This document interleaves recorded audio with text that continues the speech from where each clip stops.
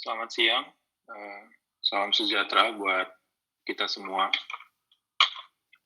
Yang kami hormati para guru besar, senior dan teman sejawat sekalian.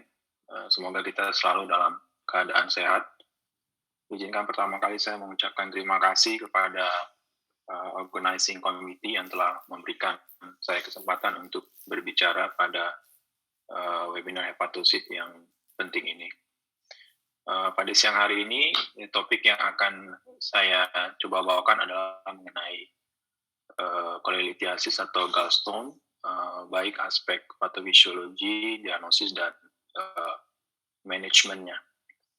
Kalau kita berbicara mengenai epidemiologi, kita studi-studi prevalensi mengenai kolelithiasis di Asia, angkanya intermediate di tengah-tengah ya, di mana yang paling tinggi, paling banyak ditemukan kasusnya adalah pada di Amerika, khususnya pada native keturunan Indian American, dan yang paling kecil itu ditemukan pada Afrika.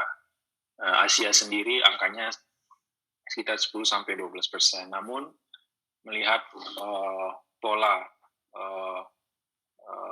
perubahan diet westernized yang ada di Indonesia, kemudian jumlah pasien-pasien geriatri yang semakin meningkat, kelihatannya di kedepannya kita akan semakin banyak melihat kasus-kasus dengan batu empedu atau kolelithiasis. Kalau kita lihat angka-angka insidensi yang dilaporkan bervariasi, biasanya angka insidensinya sekitar kurang dari 1% per tahun. Tetapi ada kelompok populasi yang memiliki angka insidensi yang lebih tinggi dibandingkan populasi umum. Misalnya pasien dengan non-alcoholic fatty liver, NASH, cirrhosis, pasien-pasien dengan diabetes mellitus tipe 2, dan juga pasien-pasien dengan inflammatory bowel disease. Ini adalah populasi-populasi atau pasien-pasien yang memiliki resiko batu empedu lebih tinggi dibandingkan populasi umum. Kalau kita boleh melihat klasifikasi dari kolelithiasis atau batu empedu sendiri bisa ditemukan pada kantung empedu. Kita sebut sebagai cholecystolithiasis, umumnya merupakan batu kolesterol atau batu pigmen. Namun batu empedu juga bisa ditemukan pada common bile duct atau choledocholitis, yang merupakan suatu extrahepatic bile duct stones. Umumnya merupakan batu pigmen, namun bisa juga merupakan sekunder dari kandung empedu atau batu kolesterol. Batu empedu bisa juga ditemukan intrahepatik atau di dalam ductus biliar intrahepatik atau hepatolithiasis, dan umumnya ini adalah merupakan batu pigmen. Kalau kita lihat komposisi batu empedu secara umum bisa dibagi dua, umumnya adalah batu kolesterol ataupun batu pigmen. Batu pigmen ada black pigment stone dan brown pigment stone.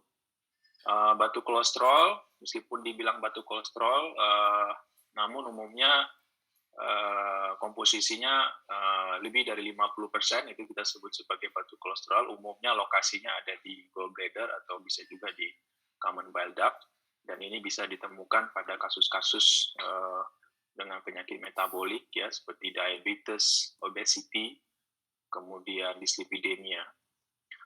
Batu pigmen ada black pigment stone, ada brown pigment stone.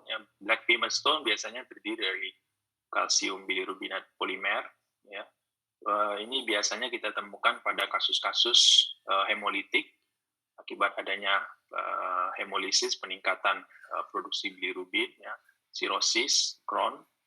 Kemudian brown pigment stone, umumnya ini terdiri dari kompleks dari unconjugated bilirubin dan fatty acid, kalsium, kolesterol, dan musin, umumnya ditemukan pada ductus biliar. Ini biasanya terkait dengan kondisi infeksi inflamasi ya, atau ada stasis baik akibat stricture atau sumbatan pada ductus biliar. Kemudian ada sludge, biliary sludge. Ini bisa ditemukan pada pasien-pasien dengan prolonged fasting atau pasien-pasien yang mendapatkan total parenteral nutrition.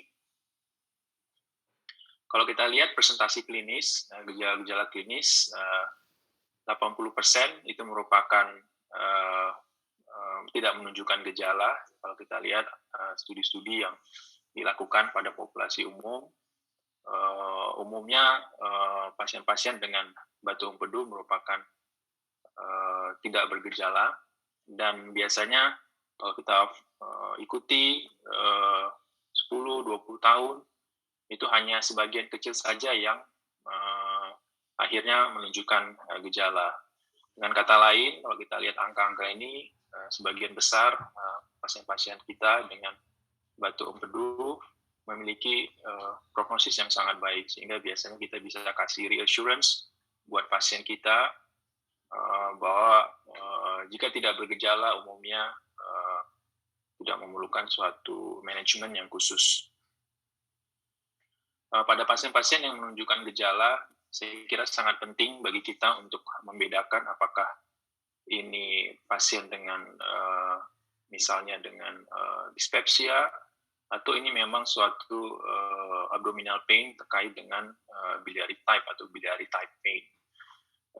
Studi menunjukkan bahwa pasien-pasien dengan symptomatic biliary type pain biasanya mengeluh suatu nyeri perut yang episodik, steady, severe di abdomen kanan atas atau di epigastrium, dan biasanya lebih dari 30 menit. Biasanya muncul pada malam hari atau dicetuskan oleh makanan-makanan yang berlemak atau spicy. Bisa disertai dengan keluhan-keluhan dyspepsia umum seperti mual, muntah, atau keluhan-keluhan GERD. Kalau studi menunjukkan bahwa umumnya nyeri-nyeri biliary type pain itu bisa di-refer pain ke punggung, ke bahu. Ya, studi menunjukkan kalau kita lihat sini angkanya ya, itu bisa ke belakang, ke punggung. Yang ini umum ditemukan pada pasien-pasien dengan biliary type pain. Peneliti lain, Vesti tahun 1999 melihat beberapa tampilan klinis pasien-pasien yang dengan gallstone, dan dari analisa multivariatnya menemukan beberapa variabel-variabel klinis yang bisa digunakan untuk memprediksi kira-kira pasien-pasien mana yang datang dengan nyeri perut ini terkait dengan biliary type pain. Dari hasil mereka menunjukkan bahwa jika pasien dengan nyeri perut tapi tidak ada keluhan heartburn, kemudian nyerinya menjalar ke bahu kanan, kemudian berhubungan dengan makanan, tidak menghilang setelah buang air besar, atau ada tanda-tanda komplikasi seperti demam atau gejala sistemik inflamasi lainnya, maka ini lebih berhubungan dengan biliary type pain. Nah, yang perlu diperhatikan juga pada pasien dengan batu empedu adalah bahwa batu empedu ini sangat terkait dengan komplikasi-komplikasi yang lain. Jadi sebagian besar menunjukkan asimptomatik tanpa gejala, atau menunjukkan gejala yang intermittent, di mana batunya bisa menyumbat pada ductus cysticus, menyebabkan keluhan yang intermittent, bisa sembuh sendiri atau dengan pemberian obat analgesia. Namun jika batunya menyumbat pada ductus cysticus, bisa menyebabkan gambaran klinis kolesisisis akut. Kemudian jika batunya menyumbat pada ductus cysticus, kemudian menyebabkan penekanan pada common hepatic duct, ini maka yang kita kenal sebagai sindrom Mirizi. Jika batunya ukuran kecil, maka dia bisa turun ke common bile duct di bawah dan menyebabkan ascending cholangitis, ya, atau bisa menyumbat di daerah ampula, akan menyebabkan gejala klinis gallstone pancreatitis.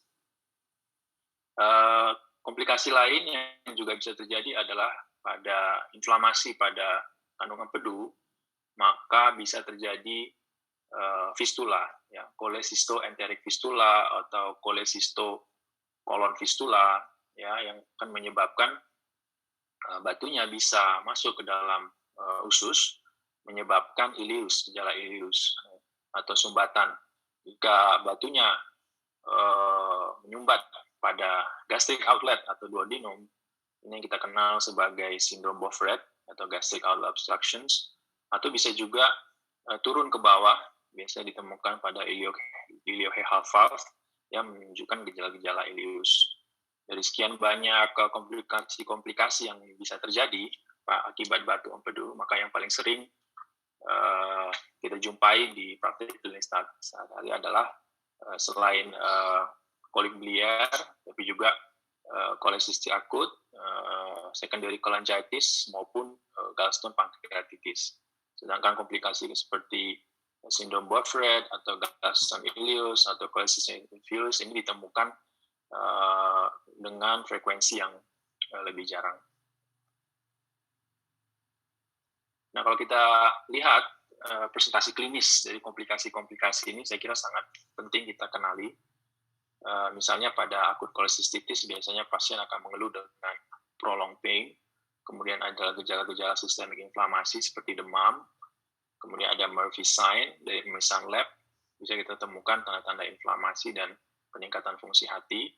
Bilirubin bisa meningkat, ya, 2-4. Bilirubin ini menjadi penting juga meskipun tidak sensitif, ya. Biasanya pada akut kolesistitis bilirubin biasanya tidak akan meningkat lebih dari 4. Namun jika dia lebih dari 4, kita harus pikirkan apakah mungkin ini suatu batu di cystic duct yang menyebabkan penekanan common hepatic duct yang menimbulkan sindrom Mirizi, atau batunya masuk ke dalam CBD yang menyebabkan secondary cholangitis. Maka dalam hal ini kita bisa menilai dari seberapa tinggi bilirubinnya naik. Pada pasien-pasien dengan CBD stone dengan secondary cholangitis, kita harus hati-hati. Biasanya 10-20% kasus pasien-pasien dengan gallstone dikandung cholecystolithiasis itu 10-20% atau ada batu di common bile duct yang ini nanti menyebabkan gejala dan tanda klinis sclerosing cholangitis. Pasien-pasien dengan nyeri perut, riwayat nyeri perut berulang dengan mual muntah yang sangat berat, kemudian dengan peningkatan amylase lipase, ya kita harus pikirkan apakah kemungkinan ini suatu gallstone pancreatitis. Hepatolithiasis bisa pasien datang asimptomatik, tapi bisa juga datang dengan demam, nyeri perut maupun kuning. Ada beberapa kriteria diagnostik dan kriteria severity dari setiap komplikasi daripada batu empedu ini, seperti misalnya akut cholecystitis, cholangitis, ada kriteria Tokyo, gallstone pancreatitis ada Ryubayashi atau Anta kriteria, hepatolithiasis ada klasifikasi dari Jepang atau Dong, yang nanti sebagian daripada komplikasi ini akan dibahas oleh pembicara-pembicara berikutnya. Imaging menjadi peran penting dalam kita menghadapi pasien-pasien dengan cholelithiasis atau batu empedu. Biasanya multimodality, namun first line tetap adalah abdominal ultrasonography. Namun sensitivitas cukup baik, 67-80%, positive predictive value-nya 100%. Akan tetapi untuk batu di CBD, sensitivity-nya cukup rendah, tidak begitu baik. Namun apabila kita temukan adanya gambaran biliary bile duct lebih dari melebar, lebih dari 6 mili, dikombinasi dengan temuan klinis maupun pemeriksaan laboratorium, ini maka sensitivity-nya bisa naik ya 75%, sehingga sangat penting bagi kita juga mengetahui atau bagaimana melakukan pemeriksaan ultrasonografi pada pasien-pasien yang datang dengan simptomatik biliary type pain. Untuk CBD stone, kelihatannya AUS atau MRCP menunjukkan sensitivitas yang superior, lebih baik dibandingkan ERCP, sehingga EWS atau MRCP sekarang lebih disarankan, sedangkan ERCP lebih disarankan untuk terapeutik. Untuk CT scan, sensitivity-nya sangat baik, untuk kualitasnya lebih baik pada blood ultrasound, namun memang tidak rutin untuk first line. Namun pada kasus-kasus complicated, batu-batu dengan complicated, misalnya pasien-pasien dengan severe sepsis, hypertension, komplikasi berat, maka CT scan menunjukkan akurasi yang lebih baik pada kasus-kasus seperti ini. Untuk CBD stone, CT scan kelihatannya sensitivitasnya tidak begitu baik karena memang false negatifnya sangat tinggi karena biasanya sangat dipengaruhi oleh komposisi daripada batu empedu yang ada pada pasien. Untuk manajemen, biasanya pada pasien-pasien dengan batu empedu kita memberikan ursodeoxycholic acid, namun kalau kita lihat studinya, kelihatannya efikasinya sangat dipengaruhi oleh ukuran maupun komposisi daripada batu empedu, di mana studi menunjukkan bahwa di bawah 5 efikasinya 70%, namun kalau dia di atas 10, 25% turun menjadi 29%. Studi menunjukkan pemberian jangka panjang ursodeoxycholic acid akan menurunkan komplikasi-komplikasi yang terjadi akibat batu empedu, namun studi menunjukkan bahwa dalam 5 tahun ternyata angka rekaransi cukup tinggi, 50%. Pada pasien-pasien dengan symptomatic biliary type pain, studi meta-analisis menunjukkan bahwa pemberian NSAID itu lebih baik dibandingkan pemberian spasmolitik seperti hyoscine antibromide, dan efikasinya sama dibandingkan opioid, sehingga disarankan untuk biliary type pain, NSAID tetap menjadi pilihan pertama. Bagaimana dengan gallstone yang tidak menunjukkan gejala? Ya, asimptomatik cholecystolithiasis, biasanya kita tidak lakukan apa-apa, hanya expectant management. Bagaimana dengan CBD stone, gallstone, batu yang di CBD dan tidak menunjukkan gejala asimptomatik atau tidak ada gejala?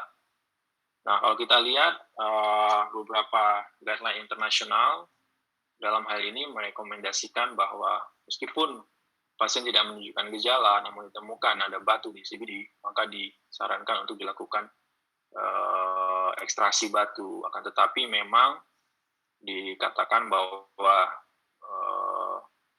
rekomendasi ini didasarkan pada studi-studi yang evidence-nya tidak begitu kuat. Karena kalau kita lihat studi-studi yang ada, ternyata kalau kita lakukan ERCP misalnya pada pasien-pasien CBD stone dengan asimptomatik, itu ternyata kejadian post-ERCP pancreatitis-nya jauh lebih tinggi dibandingkan pasien-pasien dengan gejala. Dan kalau kita lihat natural history pasien-pasien dengan asimptomatic CBD stone, kelihatannya angka kejadian komplikasinya sebenarnya jauh lebih rendah dibandingkan kalau dilakukan tindakan ekstraksi batu dengan ERCP misalnya.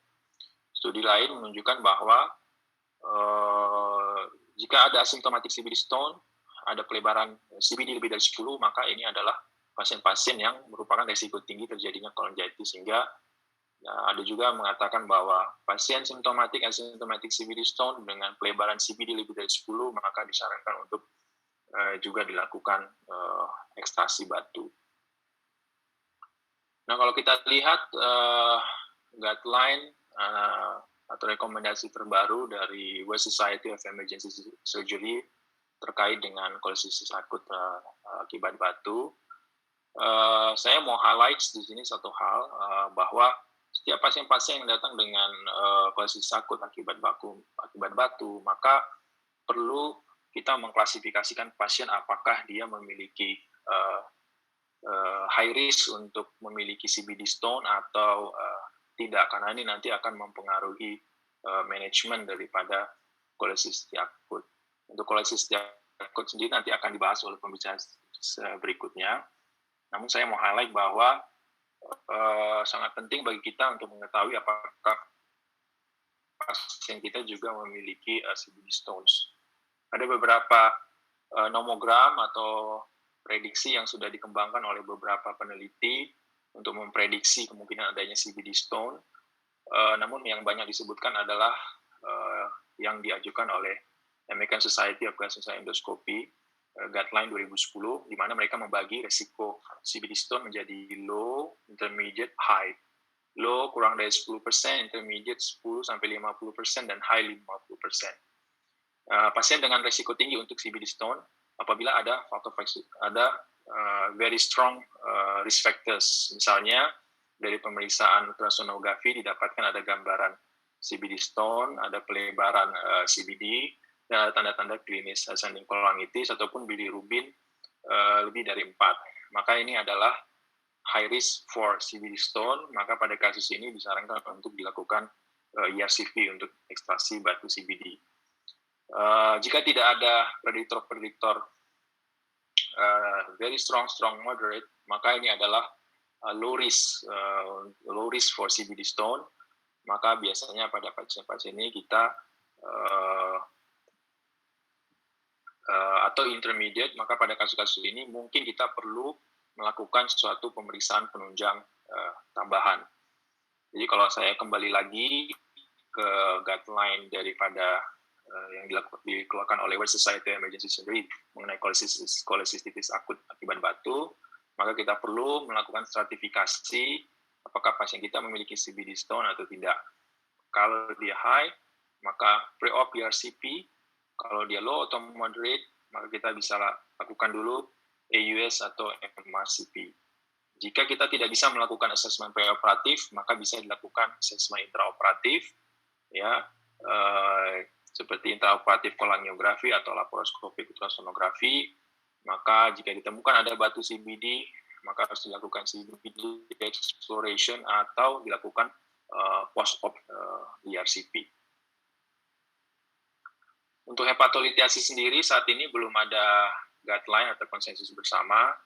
Namun kalau kita lihat saat ini banyak perkembangan di teknik-teknik endoskopi yang memungkinkan kita untuk melakukan ekstraksi batu dari intrahepatik, ya, baik itu ERCP atau kolangioskop, baik itu melalui tindakan preendoskopik ataupun percutaneous. Bagaimana dengan patofisiologi daripada batu empedu? Ada beberapa faktor resiko yang sudah diidentifikasi untuk terjadinya batu empedu. Ada yang non-modifiable, ada yang modifiable. Yang non-modifiable meliputi usia, gender, female, ethnicity, family history, dan kemudian ada juga faktor-faktor genetik. Yang modifiable terkait dengan obesitas, metabolic syndrome, diabetes, rapid weight loss, penggunaan total parenteral androgen dalam jangka waktu yang panjang, riwayat operasi seperti bariatric surgery, extensive biliary resections, kemudian ada underlying seperti cirrhosis, Crohn, atau biliary infections. Kemudian ada juga faktor-faktor diet yang juga penelitian menunjukkan ada hubungannya dengan terjadinya batu empedu. Ya, ada promoting factors, ada promoting diet factors, ada preventing dietary factors. Promoting factors, fast food, meat, hypercalorie, refined sugar, high carbohydrates, ya, kemudian preventing factors, high fiber, high vegetable, fruit, coffee, vitamin C, unsaturated fat, dan regular eating. Saya kira ini penting juga kita ketahui sebagai bagian nanti kita memberikan edukasi pada pasien-pasien kita dengan batu empedu. Nah, kalau kita lihat pada batu empedu, setidaknya ada 5 primary defect yang berkontribusi terjadinya batu empedu, ya, seperti misalnya hepatic hypersecretion of cholesterol, kemudian adanya stasis daripada gallbladder, mucin hypersecretion, genetic background, adanya lithogenic genes, kemudian adanya faktor intestinal, increase penyerapan kolesterol yang meningkat atau penurunan absorpsi daripada bile acid, kemudian ada supersaturated gallbladder bile, rapid phase transition, dan cholesterol crystallization. Sebagai contoh, misalnya pada pasien dengan insulin resistant, kita tahu pada pasien insulin resistance terjadi peningkatan sekresi daripada kolesterol, dan pada saat yang bersama juga bisa terjadi penurunan sekresi daripada bile acid, dan bisa juga terjadi hipomotility daripada gallbladder akibat adanya neuropati pada kasus-kasus dengan insulin resistance, dan semua ini berkontribusi terjadinya batu pada pasien-pasien dengan insulin resistance atau diabetes. Nah, bagaimana dengan batu pigmen? Umumnya ini ditemukan pada kasus-kasus hemolisis atau ada infeksi. Sebagai contoh, misalnya pada pasien-pasien dengan infeksi saluran empedu, maka ini bakteri-bakteri menginfeksi saluran empedu bisa meningkatkan ekspresi daripada beta-glucuronidase, yang ini akan menyebabkan pemecahan bilirubin glucuronide menjadi bilirubin bebas, yang ini nanti akan membentuk kompleks dengan free fatty acid yang terbentuk akibat peningkatan aktivasi prostaglandin, fosfolipase E1 yang memecah fosfolipid menjadi free fatty acid, kemudian peningkatan aktivitas enzim bile salt hydrolase. Nah, adanya bilirubin bebas, fatty acid, bile salt, nanti ini akan membentuk kompleks dengan kalsium dan musin, yang ini nanti akan berkontribusi terjadinya brown pigment stones pada empedu.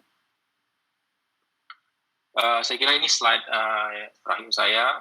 Saya kira pada pasien-pasien dengan batu empedu, kita tahu mostly pasien-pasien kita tidak menunjukkan gejala, akan tetapi pada pasien-pasien dengan gejala, saya kira penting kita memperhatikan kira-kira apa yang terjadi pada pasien. Saya kira please consider beberapa komplikasi-komplikasi yang bisa terjadi pada pasien, mulai dari yang paling ringan, symptomatic atau intermittent biliary pain, acute cholecystitis, baik dengan tanpa komplikasi atau dengan komplikasi.